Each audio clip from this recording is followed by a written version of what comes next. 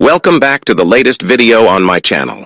In the past 24 hours, we have received sad news about the passing of some extraordinary talents. In today's episode, we dedicate this time to honor their memories and celebrate the legacies of these remarkable individuals.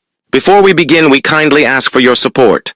If this video or their legacy has touched your life, please give it a like and subscribe the channel as a sign of respect. Thank you. Here are the most recent deaths in national news, as reported as my channel in the June 1st of 2025. My channel is where you can find any obituary or publish an obituary in any local community in America and beyond. Jonathan Joss, an actor known for playing Chief Ken Hotate in the sitcom Parks and Recreation and for voicing John Redcorn in the animated sitcom King of the Hill, was killed June 1st, 2025 in San Antonio, Texas at the age of 59. Renée Victor, the actress whose distinctive voice brought Coco's Abuelita to life in the popular animated film by Pixar, died May 30th, 2025 of lymphoma at her home in Sherman Oaks, California at the age of 86. McCallum, the Hall of Fame boxer from Jamaica who held championships in 3 different weight classes, died May 31st, 2025 in Las Vegas at the age of 68. Valerie, a character actor known for her quirky, sinister television villains on shows like Desperate Housewives and Seinfeld, plus an Emmy-winning turn on Northern Exposure, died May 30th, 2025 of cancer in Los Angeles at the age of 71. Now let's discuss in detail. Jonathan Joss, a versatile Native American actor and voice talent. Early life and heritage. Jonathan Joss was born on December 22, 1965 in San Antonio, Texas. Of Comanche and White Mountain Apache descent, Joss has long embraced and advocated for authentic Native American representation in the media. His background, deeply rooted in indigenous culture, has not only influenced his career choices, but also positioned him as a prominent figure in the conversation around Native identity in Hollywood. Career beginnings. Jonathan Joss's early acting career was characterized by a mix of minor television roles and appearances in independent films. However, his big break came in 1995 when he landed a significant role in the critically acclaimed film The Magnificent Seven TV series remake. Though the show had a relatively short run, it marked the beginning of Joss's journey into larger roles that required depth and cultural authenticity. Breakthrough role: John Redcorn in King of the Hill. Jonathan Joss's most recognizable role came in 1998 when he was cast as the voice of John Redcorn in the animated television series King of the Hill.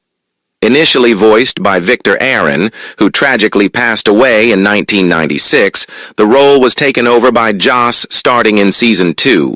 John Redcorn is a Native American healer and masseur, known for his calm demeanor, long hair, and complicated relationship with Nancy Gribble and her son Joseph. While often used for comedic effect, the character subtly addressed the broader issue of Native invisibility and the misrepresentation of indigenous cultures in suburban America. Joss brought warmth, complexity, and dignity to Redcorn, elevating him beyond the archetype he could have become. Film, roles, and cultural representation. Jonathan Joss has appeared in numerous films, often portraying Native American characters with authenticity and pride. One of his more notable roles was in Terrence Malick's 2005 film The New World, in which he played a Powhatan warrior. The film, which chronicles the story of Pocahontas and John Smith, was praised for its historical accuracy and poetic style. Joss's performance stood out for its intensity and commitment to cultural integrity. Television work beyond animation? In addition to his voice acting, Joss has taken on live-action television roles with a focus on indigenous representation. He guest-starred in series like Walker, Texas Ranger, Deadwood, and Parks and Recreation, the latter of which brought him back into the comedic spotlight. Advocacy and cultural engagement. Jonathan Joss is more than an actor. He is also an advocate for Native American rights and cultural preservation. He has been vocal about the need for accurate and respectful representation of indigenous people in film and television. Over the years, he has participated in panels, spoken at Native American conferences, and collaborated with indigenous filmmakers and creators. In interviews, he has frequently discussed the responsibility he feels as a native actor to get it right, knowing that representation on screen can have a real impact on public perception, policy, and the self-image of native youth. Personal life and legacy. Jonathan Joss tends to keep his personal life private, preferring to let his work speak for itself. He is known for his calm demeanor, professionalism, and dedication to his craft. Off-screen, he enjoys staying connected to his roots and participating in community events that celebrate Native American culture. Conclusion. Jonathan Joss represents what it means to be a culturally grounded actor in a landscape that often demands conformity. His work, from King of the Hill to Parks and Recreation and beyond, highlights the power of representation and the importance of staying true to one's heritage. Through his voice, his characters, and his activism, Joss has carved out a lasting space for Native stories in Hollywood and inspired countless others to follow in his footsteps. Renée Victor, a life on stage and screen. Renée Victor is an accomplished American actress and voiceover artist whose versatile talent and distinctive voice have made her a memorable presence in both television and film. Best known for her role as Lupita on the hit television series Weeds, and as the voice of Abuelita in Pixar's Coco, Victor's career spans decades and includes work on stage, in live-action television, and in animation and video games. With a career marked by subtlety, passion, and depth, she represents the rich heritage of Latina artists in Hollywood, pushing boundaries and offering authenticity to the roles she portrays. Early life and background. Renée Victor was born on June 15, 1953 in San Antonio, Texas, a city known for its strong Mexican-American cultural roots. Growing up in a bilingual household, she was exposed to the richness of both English and Spanish languages, something that would later become instrumental in her career as a voice actress. She developed an early interest in the performing arts, drawn to the storytelling traditions of her family and community. Her upbringing instilled in her a deep appreciation for cultural identity, a theme that would often reappear in her work. Early career and stage work. Renée Victor began her professional acting career in theater, where she quickly gained a reputation for her powerful presence and emotional range. Theater gave her a platform to explore complex characters and navigate the challenges of live performance. While much of her early work was in regional and off-Broadway productions, it was there that she cultivated a deep respect for the craft of acting and an understanding of the importance of representation on stage. Breakthrough role in Weeds. Renée Victor's most prominent live-action role came in 2005, when she was cast as Lupita, the witty and no-nonsense housekeeper in Showtime's dark comedy series Weeds. The show, created by Genji Kohan, followed the suburban drug-dealing escapades of Nancy Botwin, played by Mary Louise Parker, and Victor's Lupita quickly became a fan favorite. Voice acting in Coco. After her success on Weeds, Renée Victor expanded her work in voice acting. Her warm, expressive, and versatile voice became a sought-after asset in animation and video games. But it was her role as Abuelita Elena in Pixar's 2017 Oscar-winning animated film Coco that introduced her to a global audience. Work in video games and animation. Renée Victor's talents also translated well to the world of video games, where her voice has brought life to complex characters. She provided the voice for female Argonians in the Elder Scrolls V, Skyrim, a massively successful role-playing game that exposed her voice to millions of players globally. Her contributions added layers of realism and character depth to the immersive world of Skyrim. Recent work and legacy. Renée Victor has continued working well into her 70s, defying ageist norms in Hollywood and embracing roles that reflect the richness of older characters. She has made appearances on popular television shows such as ER, House, Grey's Anatomy, and NCIS, and continues to be active in both voice acting and live-action television. Victor has become a role model for aspiring Latina actresses, particularly those entering the industry later in life or from non-traditional backgrounds. Her career proves that talent, perseverance, and a commitment to authenticity can transcend industry limitations. Personal life and values. While Renée Victor is relatively private about her personal life, she is known to be passionate about education, culture, and storytelling. She is a strong supporter of youth arts programs, particularly those that serve underrepresented communities. Her love of Mexican culture is evident in her work and public comments, and she has used her platform to uplift Latinx voices and traditions. Conclusion. Renée Victor's career is a testament to resilience, authenticity, and the power of color. Mike McCallum, the body snatcher of the ring. Mike McCallum, born December 7, 1956 in Kingston, Jamaica, is one of boxing's most skilled and underrated champions. Known by the moniker the Body Snatcher for his relentless and punishing body attacks, McCallum carved out a storied professional career that spanned the light middleweight, and light heavyweight divisions. His legacy rests not only on the titles he won, but also on his exceptional technique, iron chin, and willingness to face the best fighters of his era, often without the same level of fanfare or recognition. Early life and amateur career. McCallum's journey into boxing began in Kingston, where he grew up in a modest home. Influenced by Jamaican greats and the international boxing scene, McCallum took up the sport as a teenager and quickly showed promise. His natural athleticism, combined with a sharp boxing mind, propelled him to the national amateur level. As an amateur, McCallum had a standout career. He represented Jamaica in the 1976 Montreal Olympics, although he did not medal. He also fought in the 1974 Central American and Caribbean Games and the 1975 Pan American Games, winning bronze. His amateur experience laid a solid technical foundation for his professional career, where his refined skills and patience in the ring would become hallmarks. Turning professional. McCallum turned professional in 1981, signing with the legendary boxing promoter Don King.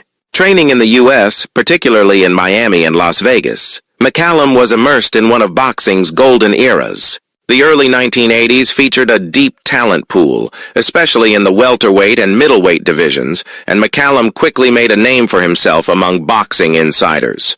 He developed a reputation for clinical precision, an excellent jab, and devastating body punches. McCallum was a thinking fighter, methodical, calculating, and supremely well-schooled.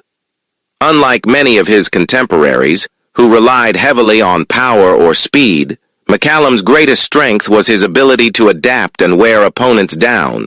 World champion light middleweight reign.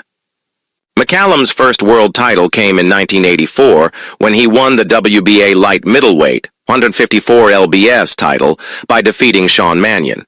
From that point on, he would go on a dominant run in the division, defending the title 6 times. His most notable victories at 154 pounds include a sensational 10th-round knockout of Donald Curry in 1987, which solidified McCallum's reputation as a top-tier fighter. Curry was a former undisputed welterweight champion and a heavy favorite going into the bout, but McCallum's precise counterpunching and relentless body attack overwhelmed him. Other title defenses included wins over Milton McCrory, Julian Jackson, then undefeated, and Luigi Minchillo. The victory over Jackson was particularly impressive, as Jackson would later become a knockout artist in his own right. Despite his dominance, McCallum struggled to secure high-profile fights with some of the era's biggest names, including Sugar Ray Leonard, Thomas Hearns, and Roberto Duran.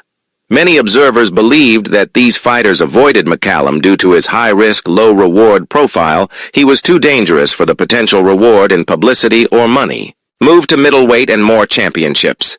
In 1988, McCallum moved up to the middleweight division, 160 lbs, and continued his winning ways. In 1989, he captured the WBA middleweight title by defeating Harold Graham, a slick southpaw and one of the top European fighters of the time.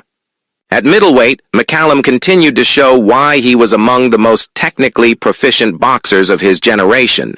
He held the WBA title until 1991, when he lost a controversial decision to Sumbu Kalambai. McCallum later avenged the loss with a rematch victory. One of the highlights of McCallum's middleweight tenure was his 1991 battle against James Toney. The bout ended in a draw, though many felt McCallum had done enough to win. Light heavyweight run and final years. In the mid-1990s, McCallum moved up again, this time to the light heavyweight division, 175 lbs. In 1994, at age 37, he won the interim WBC light heavyweight title by defeating Jeff Harding.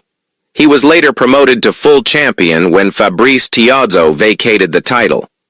In 1997, McCallum fought Roy Jones Jr., one of the most gifted fighters in boxing history, for the WBC light heavyweight title.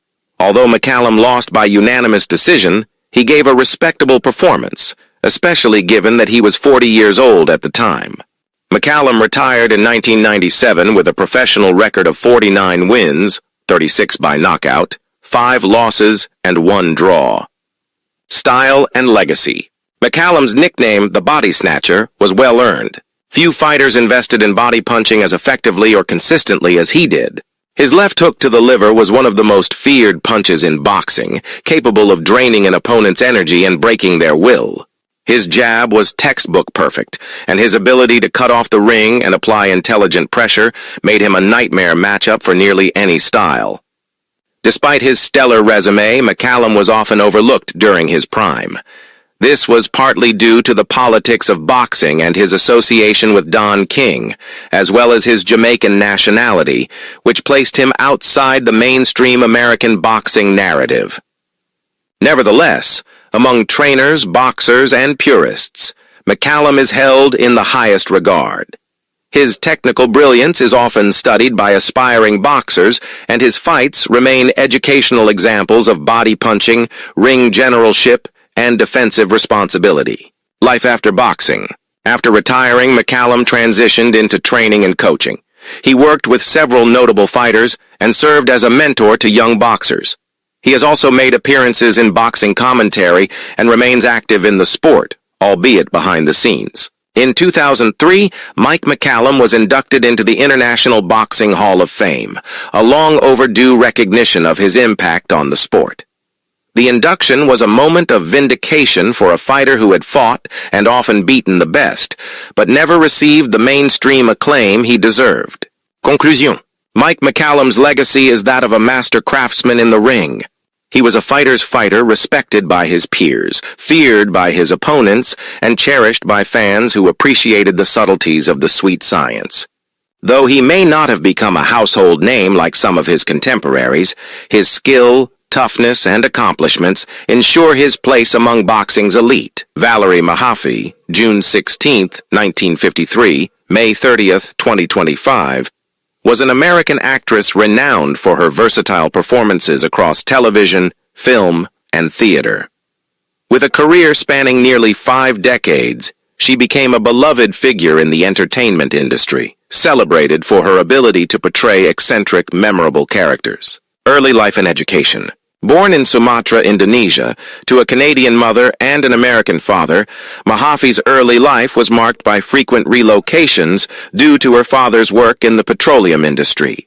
She spent her formative years in Indonesia, Nigeria, and the United Kingdom before settling in Austin, Texas at the age of 16. There she graduated from Austin High School and later earned a Bachelor of Fine Arts from the University of Texas at Austin in 1975. Career beginnings. Mahaffey's professional journey began on the stage.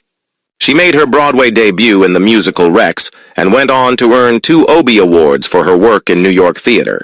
Her early television career included a notable role on the NBC daytime soap opera The Doctors, 1979-1981, where she received a Daytime Emmy Award nomination in 1980 for Outstanding Supporting Actress in a Drama Series. Breakthrough and Emmy win. In 1990, Mahaffey joined the cast of the CBS drama series Northern Exposure, portraying Eve, a role that earned her the Primetime Emmy Award for Outstanding Supporting Actress in a Drama Series in 1992. She remains the only actor from the series to win an Emmy Award. Television roles.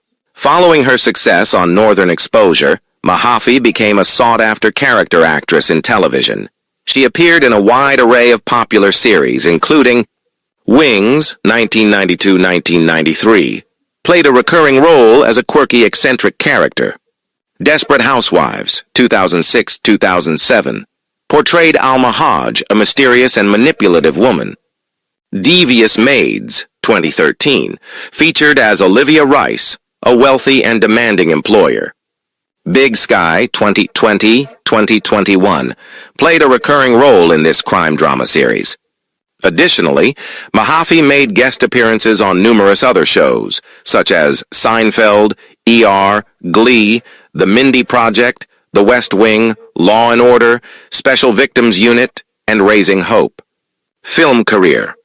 In film, Mahaffey showcased her talent in both comedic and dramatic roles. Notable films include Sully, 2016, portrayed a member of the National Transportation Safety Board in Clint Eastwood's biographical drama about Captain Chesley Sully Sullenberger. French Exit, 2020, delivered a critically acclaimed performance, earning a nomination for the Independent Spirit Award for Best Supporting Female. Other films appeared in Jungle 2, Jungle, 1997, Senior Trip, 1995, and Seabiscuit, 2003. Personal life. Mahaffey was married to actor and director Joseph Kell, with whom she had a daughter, Alice Ziolkowski. Her family described her as one of America's most endearing actresses. Legacy. Valerie Mahaffey's death on May 30th, 2025 at the age of 71, following a battle with cancer, marked the end of a remarkable career. She is remembered for her distinctive voice, expressive performances, and the warmth and depth she brought to every role. Her contributions to the arts have left an indelible mark on the entertainment industry, and she continues to be celebrated by fans and colleagues alike.